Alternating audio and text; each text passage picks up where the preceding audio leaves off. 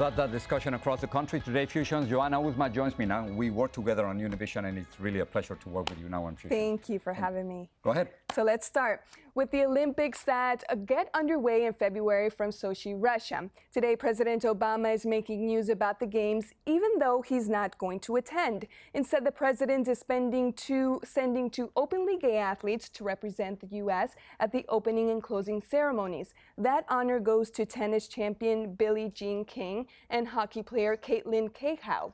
The White House says the athletes represent American diversity, standing in contrast to Russia's laws that ban gay propaganda. It's also the first time since 2000 that the United States isn't sending a president, former president, vice president, or first lady to the games.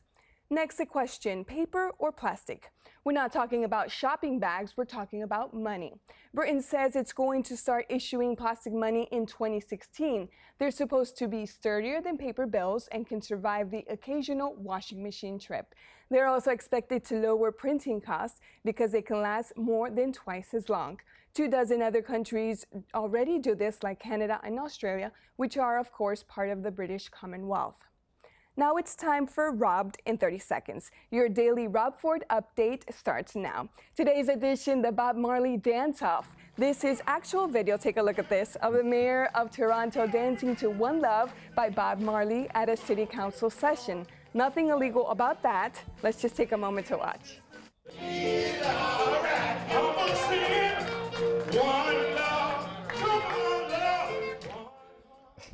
Let's get together, right? We really love to do that and interview him here on Fusion. Now, stop looking at your phones for 1 second and pay attention. It could save your life. Apparently, a tourist in Australia walked off a pier because she was checking Facebook on her phone.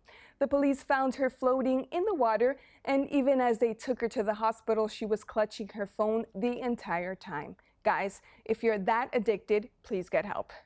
And finally, we've got a follow-up story. We followed this one because it hits close to home. It's about news anchors. A few days ago, we showed you a local newsman signing off his broadcast using some colorful language.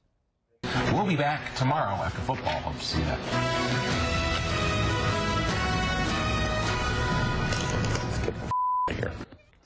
Ouch. Well, that anchor, Justin Kramer, has been fired. He says he's embarrassed, but it could have been worse. At least he didn't do what Ernie Anastos did in New York. Takes a tough man to make a tender forecast, Nick. I guess that's me. Keep that chicken. Okay, I'll do that. All right, when we continue. Incredible. That's an excuse to use classic YouTube videos. Stay classy. Exactly. So we're going to be talking about iPads in Yes. education, no? Yes. Please stay with us, Jonah. Thanks so much. Coming up in America, the lottery just got tougher to win, and guess where all that extra money is going? That's next.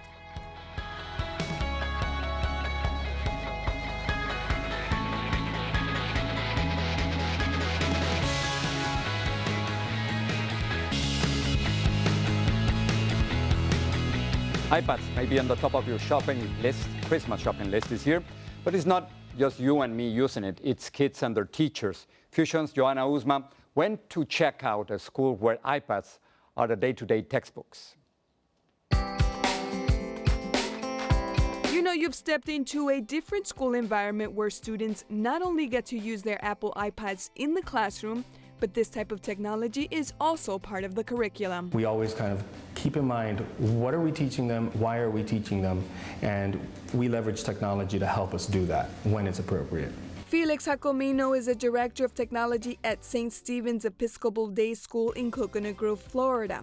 He says the use of technology in the classroom is a key element in shaping a new era of teaching. An approach that is not about a teacher in the front who has all the answers. We know that the facts themselves are not what we're after anymore. It's what you do with those, how the learning goes deeper, and getting the students to think critically.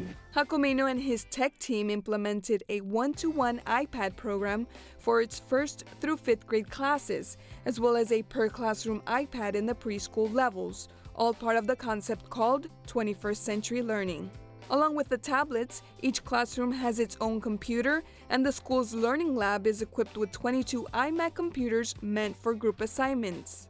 What these devices allow them to do is collaborate and communicate in ways that otherwise, not having the technology, they wouldn't be able to do. For example, they can do projects that span across different cities, states, or even countries. What comes first in the 21st century learning? Start with professional development. If you just start by putting the technology first, it's going to fail.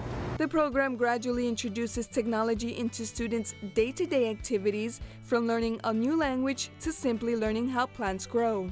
So they get their hands dirty, then as it's growing, we put QR codes, that way the students could always just go scan that planter, and now you've got the information that you're looking for right with you. The school also built a website dedicated to showcasing student projects created using apps like iMovie, Book Creator, Google Drive, and Poster, as well as presentations made by slideshows and audio podcasts. The Calusas were the most powerful tribe. With the technology in their hands, students here are a step ahead of many, including our very own President Barack Obama.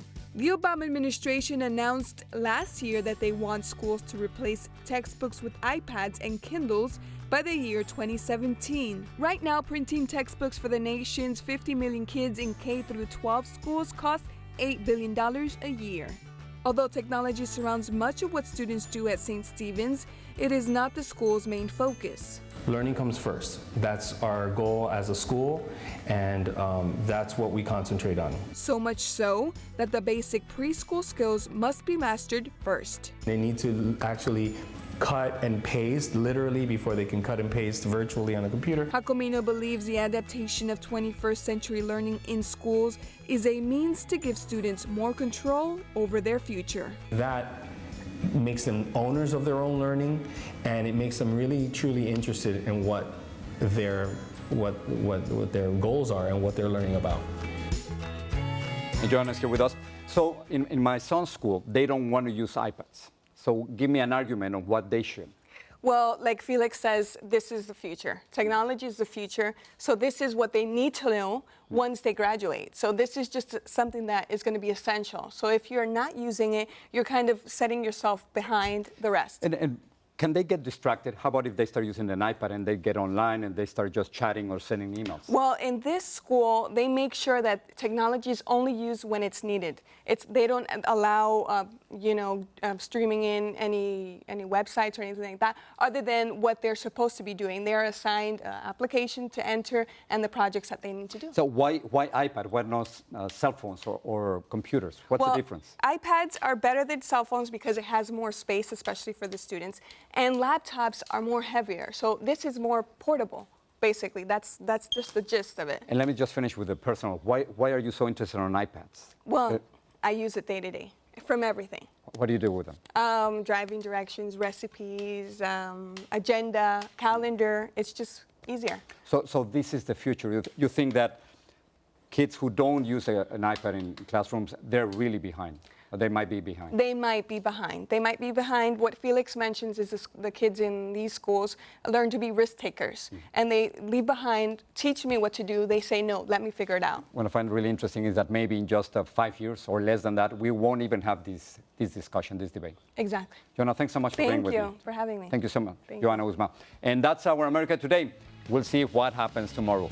Thanks.